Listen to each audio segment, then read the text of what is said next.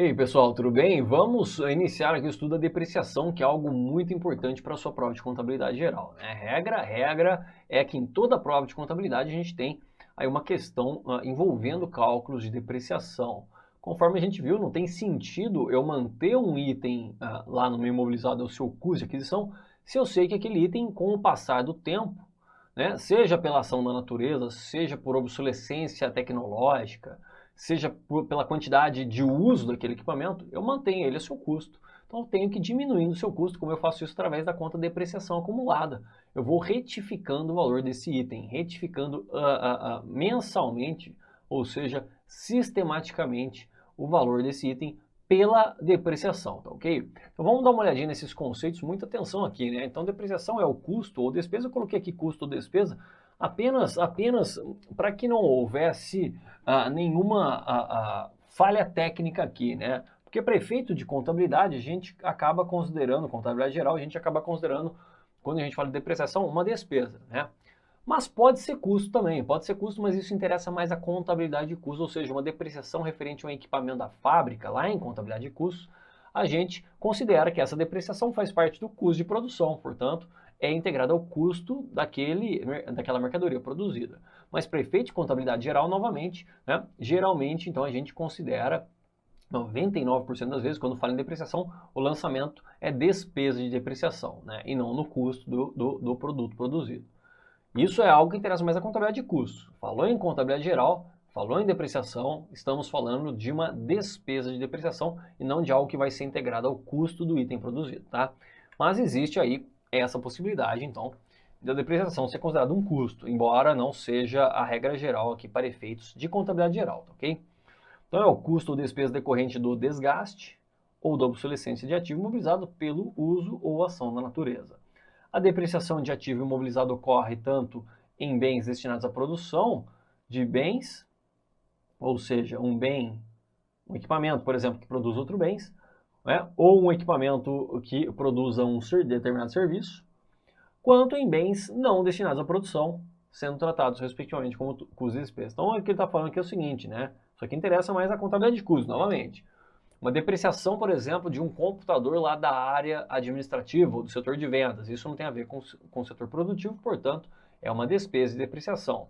Agora, se for uma depreciação do setor produtivo, de equipamento do setor produtivo, isso é tratado como custo, mas novamente isso interessa a contabilidade de custo.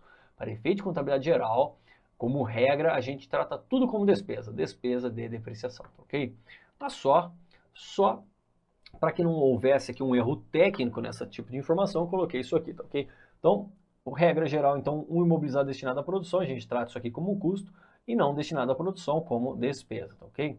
A depreciação de ativo se inicia quando ele está disponível para o uso, então veja que eu não estou falando da efetivação do uso. Se eu adquirir uma máquina em junho ela está disponível para uso, a partir dali que eu vou iniciar a sua depreciação. Não importa que eu ainda não iniciei a utilização dessa máquina, por exemplo, só vou utilizar ela em setembro. Se ela está disponível para uso em junho, vou iniciar aqui. Aliás, muitas bancas têm até dificuldade com isso, né? A ideia é que a partir do momento que ele está disponível para uso, você já passa a depreciar. Então, não importa se eu, por exemplo, dia 30 de junho ele está disponível para uso, pelo menos em relação às normas internacionais, em junho a gente já vai ter que depreciar esse item. Né? Não importa que ele foi utilizado só apenas um dia.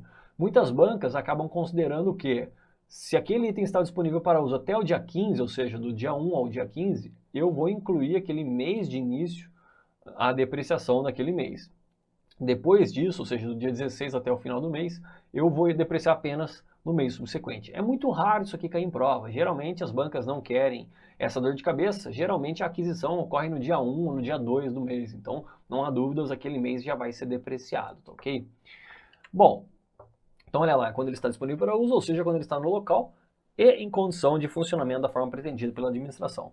E ele deve cessar a depreciação quando o ativo é classificado como mantido para venda, ou seja, vou vender equipamento, por exemplo, eu vou parar a sua depreciação.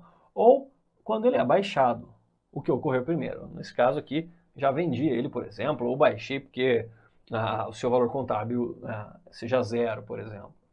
Então, óbvio que não tem mais depreciação nesse caso. Bom, o SES pediu algo relacionado a isso aí, ó.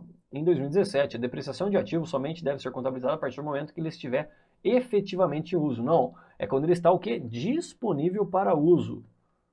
Independente se eu já estou efetivamente usando. Disponível para uso, e não efetivamente. Então isso aqui está errado, né?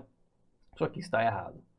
A questão 5, uma questão mais antiga, fala que o registro da redução do valor de bens em virtude do desgaste ou perda de utilidade por uso, ação da natureza ou obsolescência é denominado que é a denominação aqui de depreciação.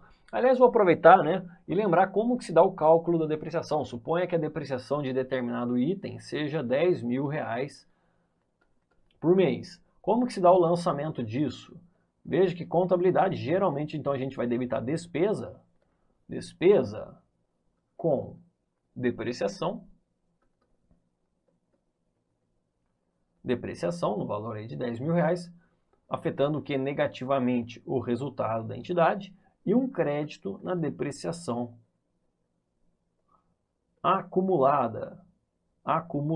Essa conta, depreciação acumulada, ela retifica o valor do item, então diminui o valor lá do ativo não circulante imobilizado. Então, por exemplo, suponha que aqui, essa aqui seja uma despesa anual, por exemplo, de um veículo, né? De um veículo que teve um custo de aquisição de R$90.000, por exemplo.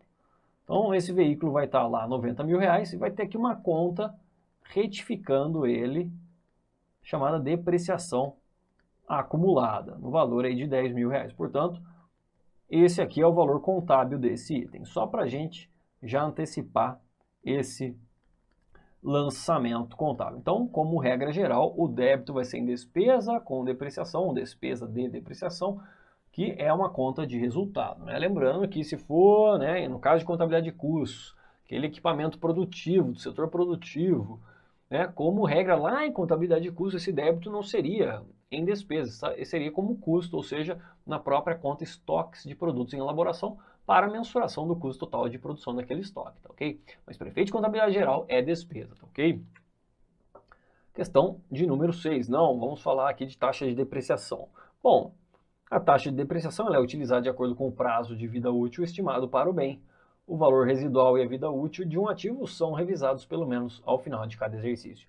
A gente vai ver, deixa eu só voltar aqui, como que eu chego, né? Regra geral, novamente. Regra geral, a gente vai ver os métodos, são vários métodos de depreciação. Regra geral, o que a gente utiliza é o método da linha reta, ou também chamado de método das cotas constantes, onde a depreciação é calculada de acordo com a vida útil daquele bem, vida útil econômica. Não é a vida útil estabelecida pelo fabricante, não é a vida útil estabelecida pela legislação fiscal, é a vida útil estabelecida pela própria empresa, ou seja, a vida útil econômica com base, né, no tempo em que ela espera utilizar aquele item. Então, regra geral, como que eu calculo a depreciação de um item? A depreciação de um item eu calculo segundo a seguinte equação. Vou calcular aqui a depreciação anual, tá? É o valor depreciável daquele item,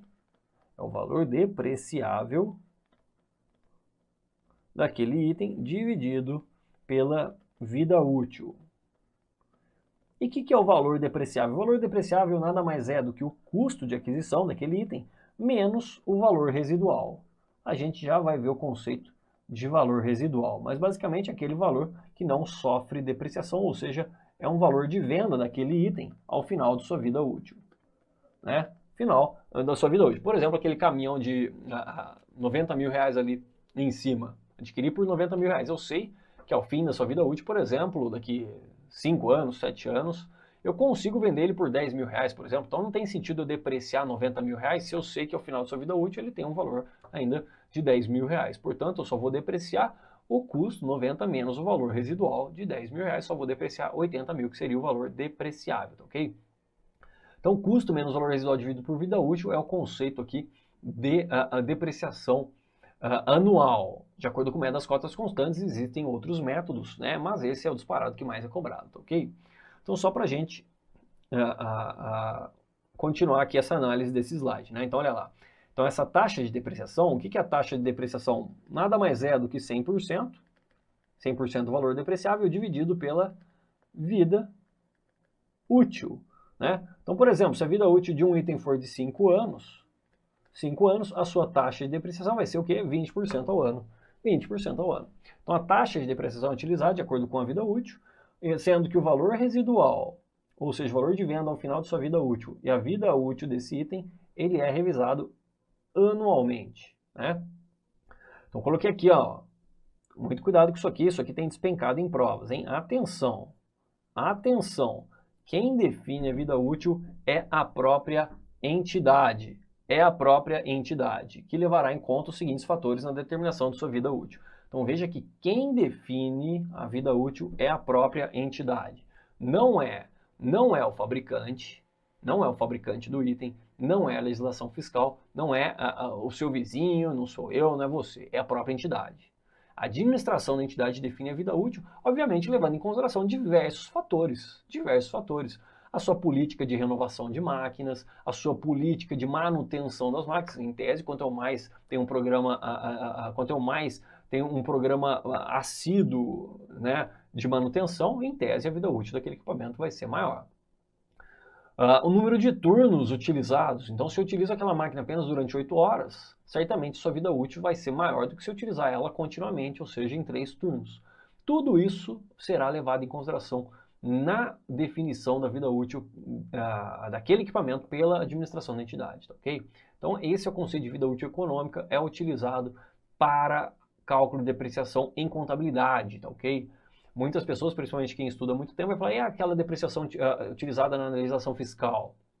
O regulamento do imposto de renda, né, define lá através de uma instrução normativa algumas vidas úteis, ou seja, aquela vida útil para fins fiscais. Esqueça isso, né? Isso aqui é importante para o cálculo do lucro real, algo que realmente não vejo cair em provas de concurso da área fiscal e da área de controle, por exemplo. Então, não tem nenhuma necessidade de você se atentar para essas questões de lucro real.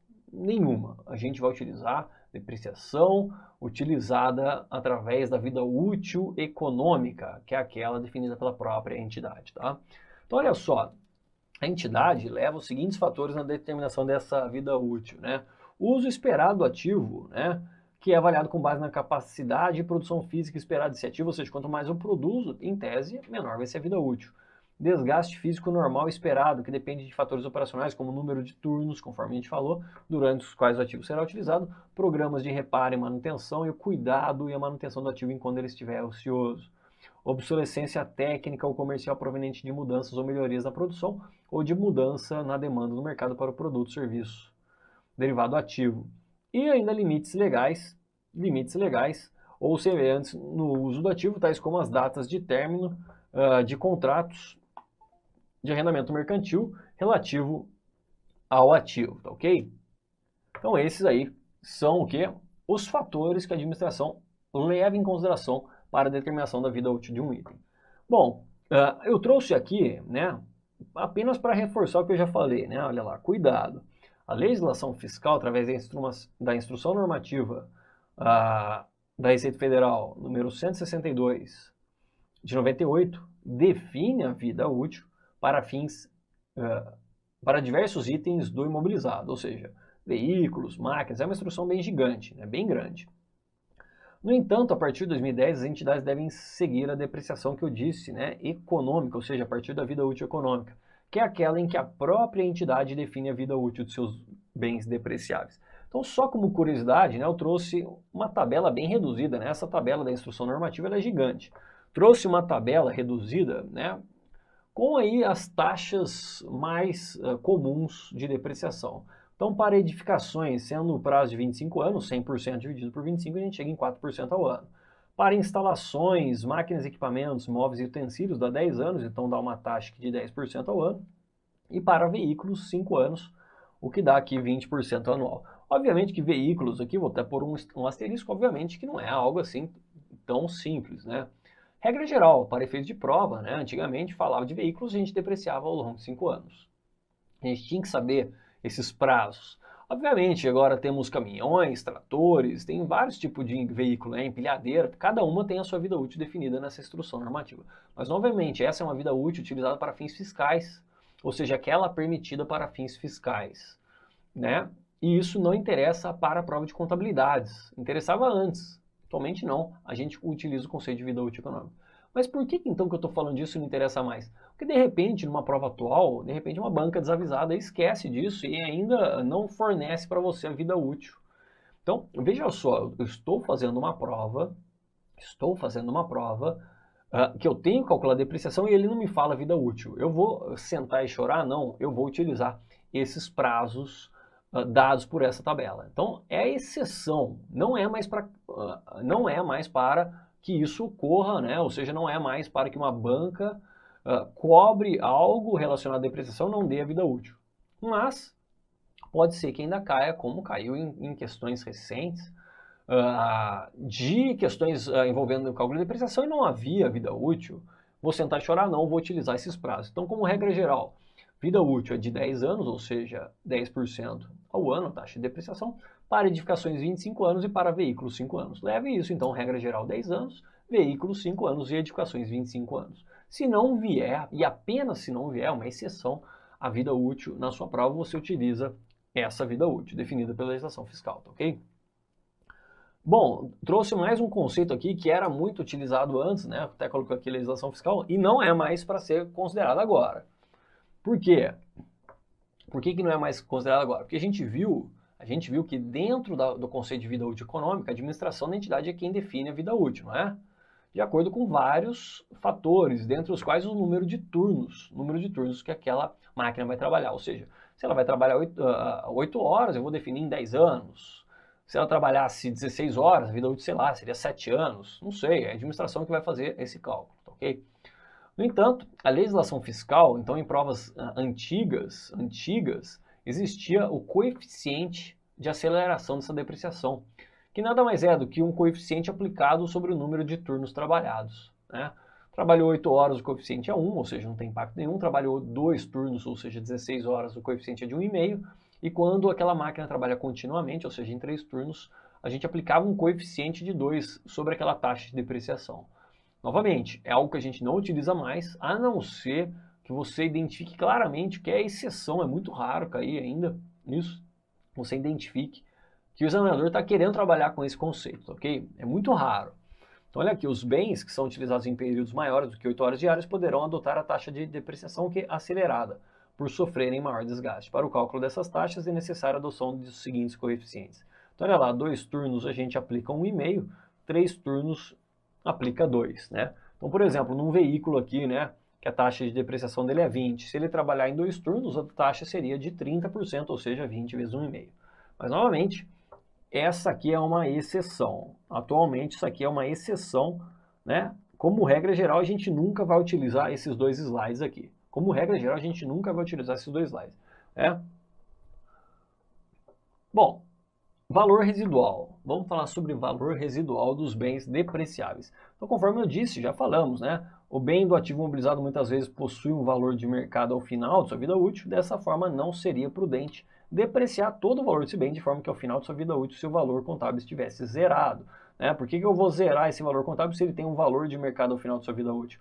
Assim, o valor residual representa o valor que não sofre depreciação, sendo consequentemente o valor do ativo ao final de sua vida útil. O valor residual pode aumentar, a despesa de depreciação será zero enquanto o valor residual subsequente for igual ou superior ao seu valor contábil. Isso é um tanto quanto lógico, né? Ou seja, suponha que eu fui depreciando aquele meu veículo, né? Fui depreciando e eu cheguei ali no valor de 10 mil reais. Vou dar uma olhada no valor de mercado, aquele veículo está valendo 15 mil reais. Esse seria o valor residual dele. Aumentou. Suponha que o valor dele era 10 mil e aumentou por algum motivo o valor residual. Com isso, eu não vou mais depreciar ele, afinal o seu valor contábil já está inferior ao seu valor residual. Então, enquanto o valor contábil chega a zero, né, eu paro de depreciar, né, paro de depreciar, ok? Enquanto que eu chego, então, um valor contábil, né, em que ele seja igual ao valor residual ou inferior, eu paro de depreciar, ok? Então, cuidado, o valor residual pode sim aumentar, a gente viu que o valor residual e a vida útil tem que ser revisado anualmente. Bens não depreciáveis, olha lá, não será admitida cota de depreciação referente a terreno, então o terreno não é depreciado, ok? Salvo em relação a algum melhoramento ou construção nesse terreno, lógico, se eu tenho um galpão em cima desse terreno, a construção será depreciada, né? Obviamente. Bom, prédios ou construções não alugados nem utilizados pelo proprietário na produção de seus rendimentos ou destinados à revenda também não é depreciado, e bens que aumentam de valor durante o tempo, como obra de arte ou antiguidade. Então, obviamente que isso aqui não é depreciado. Se ele aumenta de valor, óbvio que não vai ser depreciado. E bens para quais sejam registrada a cota de exaustão, como é o caso aí de uma mina, né? Uma mina. E aqui sim, esse sim é um slide extremamente importante para a sua prova, hein? Métodos de depreciação.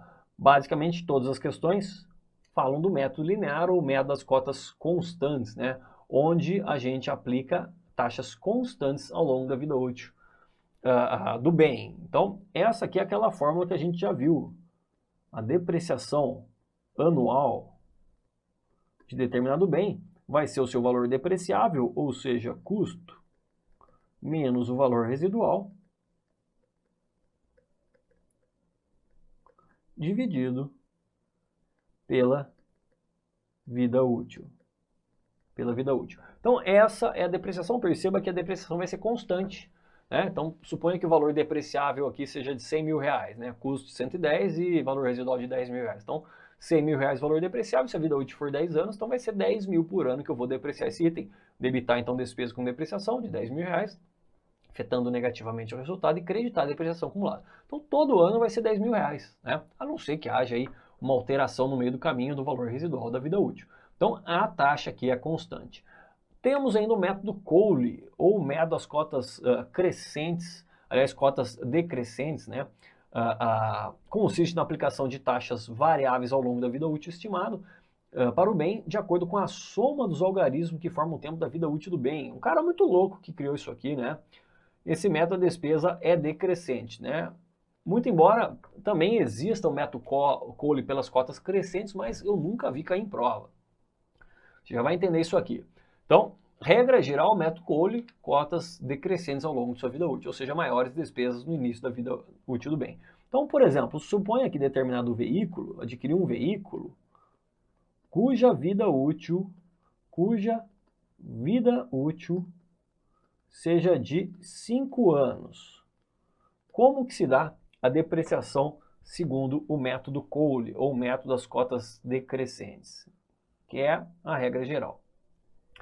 Bom, eu vou ter que fazer o seguinte, a depreciação, eu vou ter que somar os números, os algarismos, até chegar em 5 anos. Esse vai ser o denominador da minha equação. Então, como que vai ser aqui o denominador da minha equação? Como vai ser o denominador da minha equação? Vai ser 1 mais 2 mais 3 mais 4 mais 5, ou seja, dá 15, né? 15. Esse é o denominador da minha equação de cálculo da depreciação. Então, no primeiro ano, eu vou depreciar a vida útil, 5 anos, dividido por 15, que é o meu denominador, vezes o valor depreciável. Ou seja, vou depreciar 1/3 desse item. No segundo ano, eu vou depreciar a vida útil menos 1, 4, dividido por 15, vezes o valor depreciável. No terceiro ano, eu vou depreciar 3/15, vezes o valor depreciável. No quarto ano, eu vou depreciar 2/15, vezes o valor depreciável. E no quinto ano, eu vou depreciar apenas 1/15 vezes o valor depreciável. Ou seja, perceba que nesse método Cole, ou método das cotas decrescentes, né, no início da vida útil desse item, eu vou depreciando a taxas maiores, ou seja, serve para aqueles bens, né, em que o padrão de consumo daquele item, a entidade espera que no início da utilização daquele item, ou seja, no início da vida útil, há uma depreciação superior. Então, vou utilizar ali 5/15 no primeiro, 4/15 no segundo, isso para uma vida útil de 5 anos, tá ok? No entanto, existe também o método Cole das cotas crescentes, então, que seria o inverso, no primeiro ano 1/15, no segundo ano 2/15 e assim por diante. Onde o padrão de consumo nesse caso seria o quê? Maior nos últimos anos de vida útil do item. Geralmente, né, nunca vi, para falar a verdade, eu nunca vi o método das cotas crescentes em prova de concurso. O método Cole também é raro de cair, mas vez ou outra ainda cai, mas sempre aqui no método das cotas decrescentes, certo? questão se calar a respeito do método, a gente utiliza o método das cotas decrescentes, conforme a gente verificou aqui, né? Então você tem que somar aí os algarismos até chegar à vida útil, esse vai ser o denominador da equação. Por exemplo, se fosse uma vida útil de 3, 1 mais 2 mais 3 dá 6, esse seria o denominador. Primeiro ano de vida útil seria 3 dividido por 6, o segundo 2 dividido por 6 e o terceiro 1 dividido por 6, sempre vezes o valor depreciável, né? O valor depreciável é o custo menos o valor residual. Temos ainda o método das horas de trabalho, né? Consiste na aplicação de taxas de acordo com o número de horas trabalhadas no período relativamente ao total de horas estimadas durante a vida útil do bem. Então, por exemplo, suponha que determinada máquina tenha definido aí 1000 horas de vida útil. 1000 horas. Aquela máquina vai trabalhar 1000 horas. Bom, suponha que no primeiro mês essa máquina trabalhou 100 horas.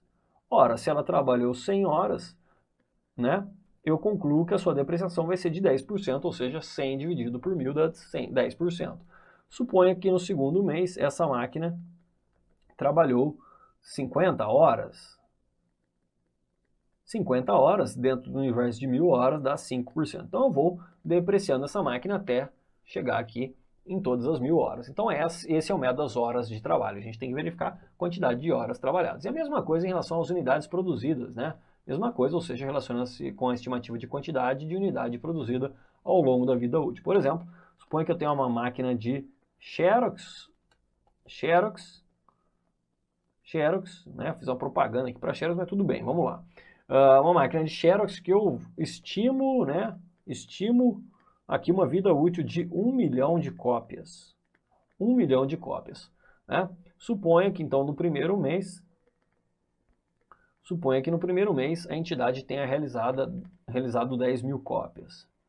10.000 cópias, ora, então nesse caso a depreciação vai ser de 1%, né? 10.000 em relação ao 1 milhão dá 1%, ok? E assim por diante. Então a mesma coisa, né? Algo muito semelhante aqui às horas de trabalho, tá ok?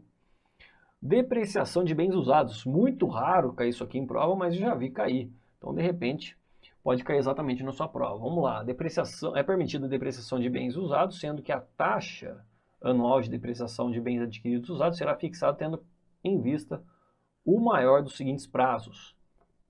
Metade da vida útil admissível para o bem adquirido novo, né? Ou restante da vida útil considerada em relação à primeira aquisição, né, de determinado bem. Então suponha, por exemplo, que 1 de janeiro de 2017 determinada entidade, né, a entidade A adquiriu um veículo, né, cuja vida útil é de 5 anos. 5 anos, essa que é a ideia, né? Aí veio aqui em 31 de dezembro de 2018, ou seja, depois de 2 anos, a entidade B adquiriu esse veículo. A entidade B adquiriu esse veículo. Qual que vai ser a vida útil para esse veículo? Então, vamos dar uma olhada aqui nos dois itens. O item 1 fala o seguinte, é o maior, né? Vai ser o maior entre os dois prazos. Metade da vida útil admissível para o bem adquirido novo. Então, suponha que esse bem adquirido novo é de 5 anos, a sua vida útil. Portanto, eu vou, nesse item 1, considerar 2,5 anos, metade da vida útil para esse bem novo. E o item 2 ele fala restante da vida útil considerada em relação à primeira instalação para a utilização desse bem. Então, por exemplo, aqui, esse bem tinha vida útil de 5 anos, foi adquirido aqui em 1 de 1 de 2017. Então, em 31 de dezembro de 2018, né, temos aí 2 anos, portanto, a vida útil restante desse item é de 3 anos. 3 anos. 5 anos menos 2017, 2018 dá 2 anos, né? 5 menos 2, 3 anos. Então, nesse caso, qual que vai ser a vida útil que eu vou utilizar dentro da empresa B que adquiriu esse item usado? Vou pegar o maior dos prazos, ou seja, 3 anos. Novamente, isso aqui é muito raro de cair em prova, hein? Muito raro de cair em prova. Mas já caiu, se está aqui, já caiu. Bom, falei demais, né? Vamos fazer as questões? Vamos fazer o seguinte... Eu vou finalizar esse bloco e a gente começa a fazer as questões de depreciação. Agora sim a gente vai fazer um monte de questão aí para a gente aplicar esses conceitos. Aliás, a gente vai acabar essa aula, né? A próxima aula praticamente eu vou dedicar aí à resolução de questões de depreciação. Tá ok, pessoal? Qualquer dúvida em relação a qualquer conceito teórico, eu peço que vocês entrem em contato comigo. Maravilha? Um grande abraço, pessoal, e até a próxima. Clique lá.